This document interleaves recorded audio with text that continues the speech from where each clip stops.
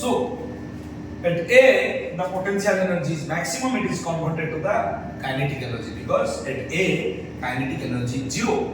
So I can write total energy at A is equal to total energy at O. This is the O point. Total energy at A equal to total energy at O. So I can write kinetic energy at A plus potential energy at A equal to kinetic energy at O plus potential energy at O. But in the beginning of this video I have mentioned this is ground level, so potential energy at O will be 0. Thereby only kinetic energy will be there. Similarly, kinetic energy at A will be 0 because if there is some velocity at A, this ball may lift or the ball may be lifted to some other height. But here I have only considered this point up to this point. It means your kinetic energy is 0, no velocity. So kinetic energy at A is 0. So now potential energy at A will be totally converted to kinetic energy at O. So without doing much mathematics we can understand. Since all the potential energy gained over A or gained by the body at A is converted to the kinetic energy at O, so when the body is coming back to O from A, it is having some energy that is called kinetic energy. It means it is having some velocity because you know the formula of kinetic energy is half mv square, where m is the mass of the body and v is the velocity possessed by the body here. So that velocity will lift this body from O to the left extreme position B.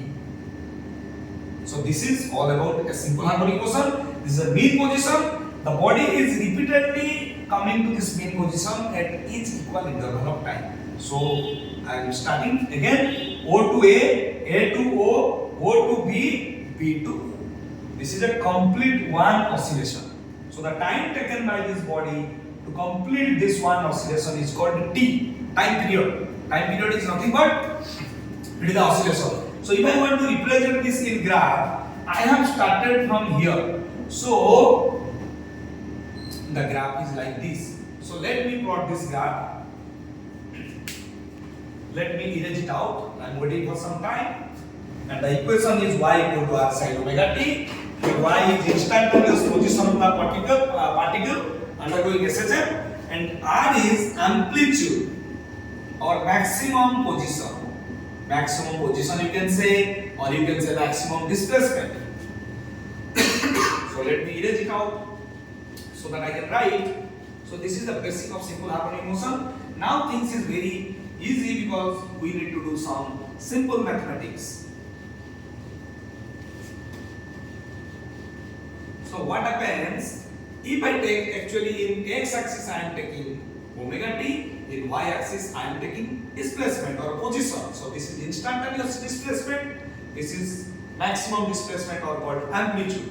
So when omega t is 0, your sin omega t will become sin 0, that is 0. Sin 0 is 0. So y will become 0. This is the first case. So this graph is related to sine graph. I will start some video for JEE mathematics.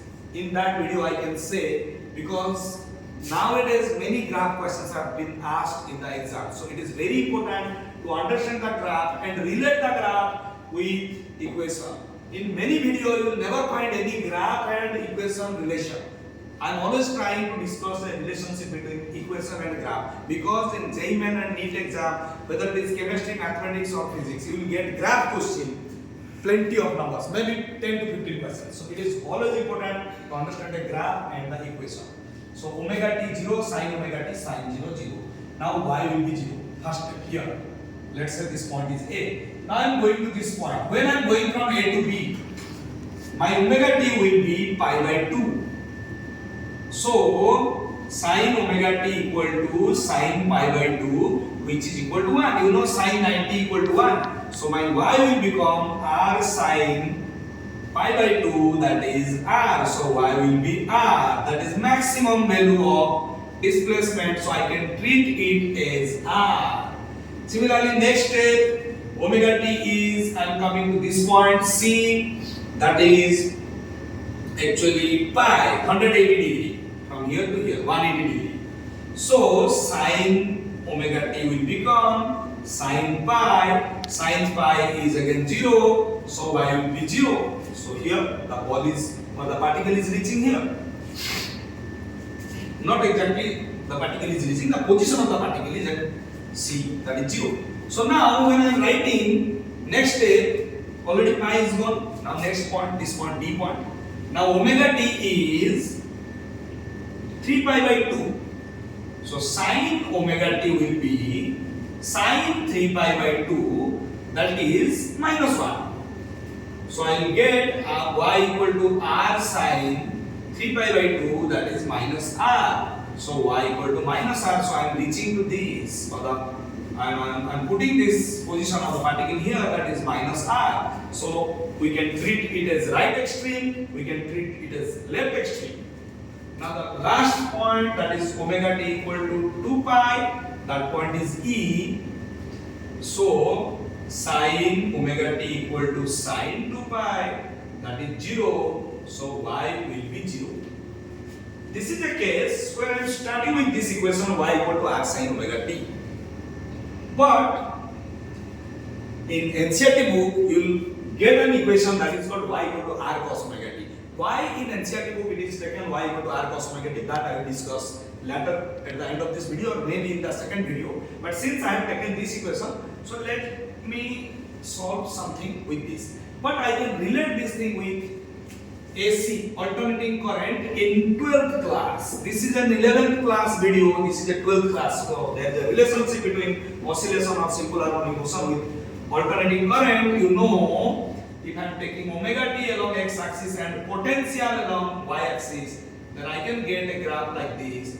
So this is my V naught, this is also V naught. So I can write V equal to V naught sin omega t, where V is called instantaneous voltage, V naught is called maximum value of voltage, and the voltage in alternating current AC is varied with time. It's a sinusoidal curve or sine curve.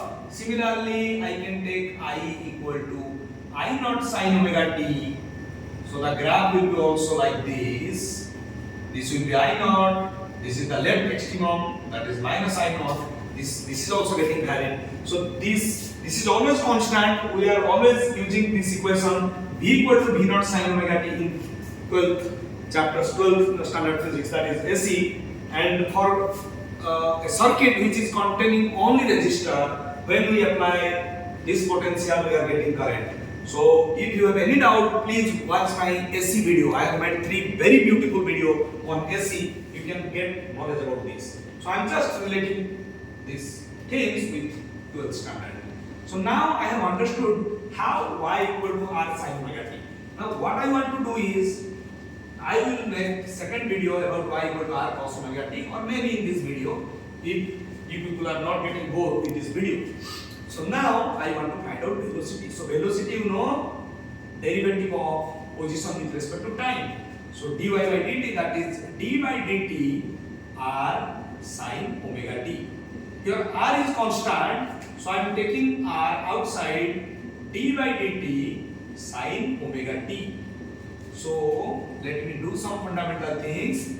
If I want to find out derivative of sin theta with respect to d theta, theta, then the result is cos theta. So here what I can get, dy by dt, that is v, which is equal to r. For sin omega t, the derivative is cos omega t, and d by dt of omega t. So now for d by dt, omega will be taken outside, r omega cos omega t, dt by dt, that is always 1.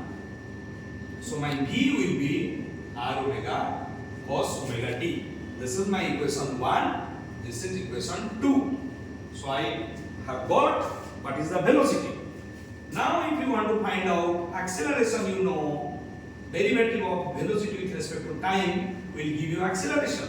So a equal to dv by dt. So d by dt of r omega cos omega t. So again r omega is taken outside. Now d by dt of cos omega t. So derivative of cos omega t will be sin omega t, but minus sin omega t. D by d theta of cos theta will give you minus sin theta. So it will become minus r omega sin omega t, again d by dt of omega t. So I will get acceleration is, from here I can get d by dt of omega t will be omega. So minus r, or simply I can write minus omega square r sin omega t. So why I am writing like this? Because r sin omega t is nothing but your y. So if I shift this equation there, this is my equation 3. I am trying to rewrite my equation 3 in a different way, that is a equal to minus omega square r sin omega t. That can be written minus omega square y. So this is a, and for a I can write, you know, acceleration is time derivative of velocity, and again velocity is time derivative of position. So it can be written as d square y upon dt square. So here I am writing d square y upon dt square equal to minus omega square y. So d square y upon dt square plus omega square y equal to 0. So this is the differential equation of simple harmonic motion whose solution is y equal to r sin omega t. ये आपका simple harmonic motion का differential equation है जिसका solution है y equal to r sin omega t. So thank you for watching this video. In my second video I will make another way or another approach, that is I will start from y equal to r cos omega t. So ये video आपको कैसा लगा please comment section में बताइए. Like, share, watch and subscribe. So thank you for your support. This channel is totally contributed by all my students who are always demanding me how to understand physics. So I have tried my best to teach you the way I am thinking what is simple harmonic motion. Only thing is that you need to be convinced. If any problem, feel free to ask your doubt in my WhatsApp number 9090700977, और आप ये video को सारे बच्चों को share कीजिए so that people or student can get benefit out of it. My main motto of this video is, if I can convince you what is simple harmonic motion, or if something or if some information or some conceptual clarity you are getting from this video, then I will be really grateful for your time you are spending with my video. Thank you. Stay tuned.